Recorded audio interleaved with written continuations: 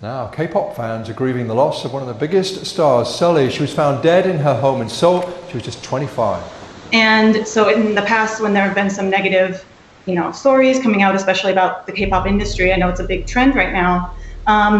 There's been a lot of sensationalism. There's been a lot of, there's this glitzy, glamorous celebrity industry that looks so great on the outside, but there are negative things on the inside.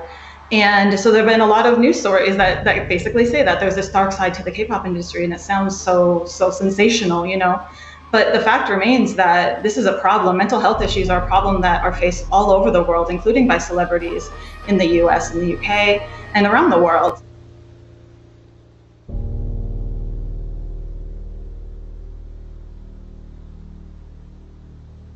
"30 years on and billions of toxic exchanges later, it's left us all asking why. What purpose does the online comments section serve, and for who?"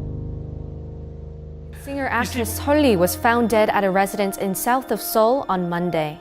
The body of this beloved 25-year-old was found by her agent at around 3:21 p.m. Korean time in her two-story house in Seongnam, Gyeonggi Province. Her manager was the first to discover Sully's body at her house after failing to reach her. Although the police are still investigating the cause of her death, they have not found evidence for homicide. Sully, whose legal name is Chejil-lee, debuted as a child actress in 2005. In 2009, she began her K-pop career as a member of SM Entertainment's girl group, FX. Che was not only known for her bright, bubbly personality shown in her K-pop performances, but also for her steady acting. Yet in 2014, Che had to suspend both her singing and acting career after suffering from malicious comments and rumors online. She later resumed her activities in 2015, but left FX. Sully's death shocked not only fans, but also her friends and co-workers in the entertainment industry. Many saw Sully actively appear on multiple TV programs. This K-pop singer-actress appeared as a cameo for the recently ended Hotel de Luna drama. She also was a regular cast for JTBC TV program The Night of Hate Comments, where celebrities talk about their online hate comments. The star frequently voiced her own experiences and advocated against cyberbullying, as she had been a constant target of online criticism as an active social media user. Sully received many malevolent online comments for not wearing a bra in public or uploading pictures of what assumed to be intentionally provocative. She was also criticized for her visible romantic relationships and received homophobic remarks for pecking her best friend, K-pop star and actor Kuhara, on the lips at her birthday. Regardless, Sully frequently held Instagram live streams where she could communicate with her fans in candor. Her most recent Instagram video showed the K-pop star crying and saying that she was not a bad person. The day of her death was the exact day Sully was expected to shoot for The Night of Hate Comments. Affiliates from the program shared that they constantly tried to reach Che before the shoot began. But they had no choice but to film without Sully, not being aware of what had happened. Sully's agency SM Entertainment expressed condolences in a statement while asking the media to refrain from writing articles based on speculation and rumors. SM artists delayed or closed their planned shows in deep grief. Amber, a member of FX, tweeted that due to recent events, she would put a hold on all her upcoming activities. Super M, the K-pop boy band that currently ranked first on the main Billboard albums chart with its debut album, canceled a TV appearance where it was supposed to perform for its domestic fans for the first time. Super Junior also called off a planned live performance. As of now, the police revealed that they found a handwritten memo by Sully but did not classify it as a suicide note. They said Sully had been grappling with severe depression and did not elaborate. Sully's death sent shockwaves throughout the K-pop fan community. Many insisted for a law to restrain social media users from writing hate comments and cyberbullying. Doing life, sex, first dates, food, everything. We imagine it before it happens. Everything. Like even this interview, you imagined how it was going to go before it happened. Even I did. How important is it for you to be able to have creative freedom over the type of music that you're putting out? So important.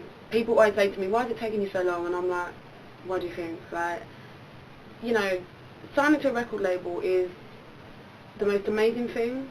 Like, it's the most difficult thing as an artist because you know what, you're not in control no more. And however much you're like, I do me, I know what I want, you've got to compromise because you've got a label that want to help you but also want to earn money from you. And it's like you become a brand. And for me, I've had to try and really find that happy medium between keeping everyone happy and across 2 different countries. Like, and this is what people don't realise, is that what's in the US market and what's in the UK market are two different things. So I've had to really kind of go, okay, I'm not going to panic, this is a challenge, you know, and just try and, you know, I think if your music's real and honest and raw, then no one can tell you that you're doing anything wrong. I can't remember what the question was, but I know hopefully I made a point. Yeah, you did. A lot's changed, right? Yeah. A lot has changed. So I came to the show yesterday. Did you? Yeah, it's amazing. The energy of the audience,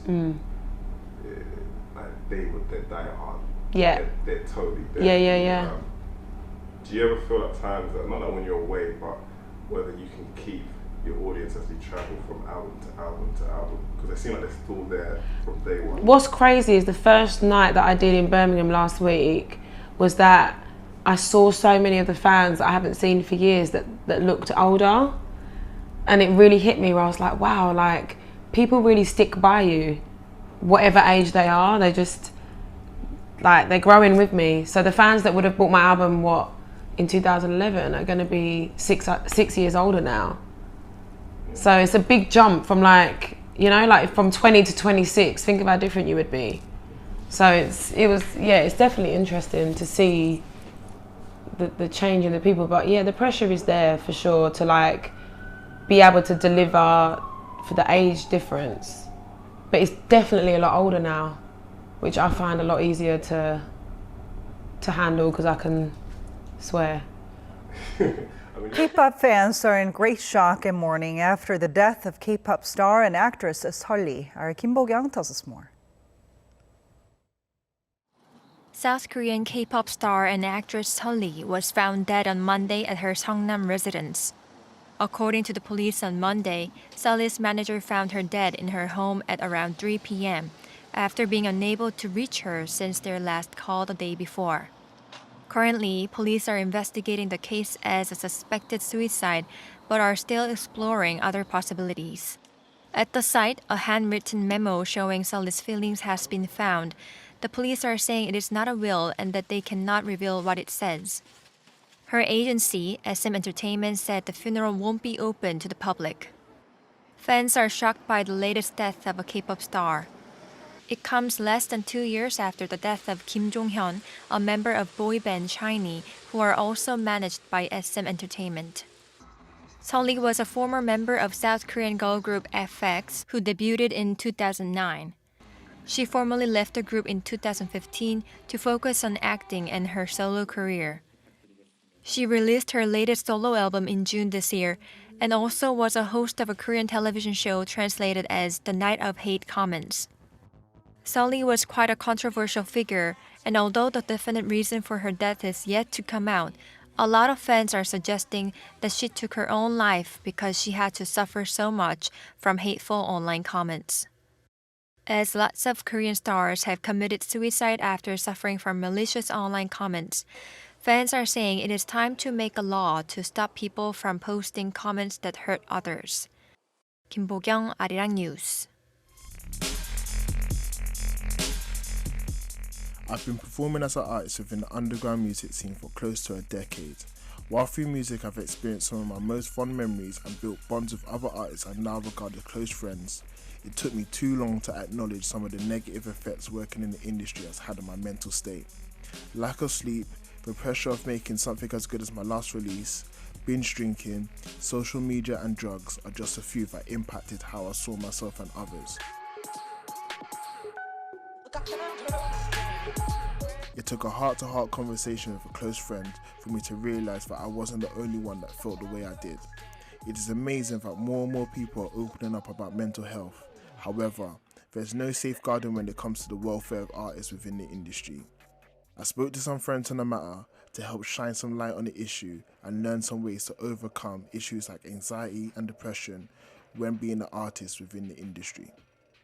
The music industry is, as much as I love it, but as someone who's got a different perspective from having worked in that and worked in the very much like mainstream work world, I think it's possibly one of the biggest issues in the music industry. Clearly, like a lot of it, especially in our kind of end of it, is very nightlife based and club based. There is an emphasis on partying, and there is like a real quick turnover as well. So I think the industry could do a lot more to look after people, where there's like younger people who don't know themselves as well, who don't know their limits, who aren't as good at kind of prioritizing. I think it can be quite destructive because there's drink thrown at people, there's drugs thrown at people if that's their thing, and these can become really destructive environments if you're not careful. All of a sudden you're making good money that you've not seen that kind of money at 18, 19, 20. You're getting free drinks, you're getting just like all these kind of benefits, but it can spiral. And like if you're not hot anymore, all of a sudden you've got a drink problem or you've got a drug problem or you even just an expensive lifestyle that you can't match. There's just so many reasons why somebody could be under depression, not just because of the music itself. It just could be outside of their life, like if they got family dramas or money problems, or if they put everything they got into it and they're not seeing the outcomes that they want from it, and then worrying about like a negative comment that you might get online, or if a certain DJ is not supporting your tune, or a label doesn't take the release that you've been working on for like last 6 months or a year or two. That can just add to just so much stuff, and it could be a build-up of so many things. I can only speak for myself and people I know well, but I feel that you're more prone to destructive behaviour when you're struggling with these things anyway, to kind of mitigate it. Like I know I did that when I was depressed and I didn't want to stay in my house on my own, so I felt like I'd forced myself to go to a gig, but I'd drink twice as much as I would normally because it's like, I don't want to be here, I feel anxious.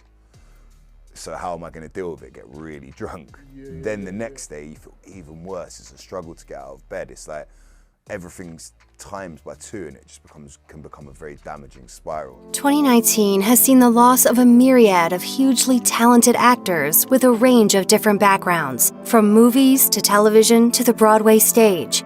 But while they may have made their names in different worlds, they are all connected by a true dedication to their craft and by the many fans who will miss them dearly. 3 years after the death of R2-D2 actor Kenny Baker, the man who brought Chewbacca to life in the original Star Wars trilogy also passed away. In a statement, the family of Peter Mayhew confirmed that the towering actor died at his Texas home on April 30th, 2019. The statement celebrated Mayhew's life, focusing on the experiences and lifelong friendships that came from his time as part of the Star Wars family. It read, as the films released and became more well-known, he had his eyes opened to the possibilities of what he could achieve. For more than 30 years, Peter traveled all over the world, spending time with his fans and friends. Laugh it up, fuzzball. But Mayhew did a lot more than just the convention circuit. Over the years, he became heavily involved with the 501st Legion, Wounded Warriors, Make-A-Wish, and other nonprofit organizations. In a tribute tweet, Mayhew's Star Wars co-star Mark Hamill wrote, "He was the gentlest of giants, a big man with an even bigger heart who never failed to make me smile, and a loyal friend who I loved dearly. I'm grateful for the memories we shared, and I'm a better man for just having known him. Thanks, Pete." Against all odds, the previously wheelchair-bound Mayhew returned to play Chewbacca in 2015's The Force Awakens, his final on-screen appearance as the iconic Wookiee. He is survived by his wife, Angie Mayhew, and their 3 children. He may have just been 20 when he passed away in his sleep following a seizure, but according to Disney, Cameron Boyce was, quote, already a veteran to show business. The actor played the mischievous Luke Ross in almost 100 episodes of the Disney series Jessie and later portrayed Carlos DeVille in the Descendants franchise. Boyce also popped up in a number of more adult-oriented projects. He was in K-horror remake Mirrors and also appeared in the Adam Sandler comedy Grown Ups, as well as its 2012 sequel. Boyce's final project was Mrs. Fletcher, an HBO comedy series that's due for release in fall 2019. On behalf of Boyce's family, a Disney Channel spokesperson told CNN, from a young age, Cameron Boyce dreamed of sharing his extraordinary artistic talents with the world. He was an incredibly talented performer, a remarkably caring and thoughtful person, and above all else, he was a loving and dedicated son, brother, grandson, and friend. We offer our deepest condolences to his family, castmates, and colleagues, and join his many millions of fans in grieving his untimely passing. He will be dearly missed. Artists and producers who spend so much time with like machines and technology, actually, people can make themselves so isolated that they like forget to socialize, and that causes like mad anxiety because you just forget how to communicate with people. And you can get so carried away by something and like it puts you in such a happy state for like 12 hours, but then you've forgotten to eat, you've forgotten to chat to people, you've forgotten to ask important people how they are, and like all those things sort of like they're not good for your mental health. I feel like everybody would have some anxiety at some point or feel like some type of low feeling that you have, but it's just like, I feel like I'm aware of it because I know other people that's been through it and they've talked to me about it, and it's just understanding that you might go through this, and it is hard to try and please everybody. Like, you might spend so long making a track and you think, yeah, this could be the one that's gonna get me to the next level and push me up, and then it doesn't get the response you need. But you shouldn't try and make that absorb you in a negative way. It just should like maybe hopefully try and push you to say, well, you need to work harder or be more experimental. 71.1% of respondents believe that they have experienced incidents of anxiety and panic attacks. 68.5% of respondents experienced incidents of depression.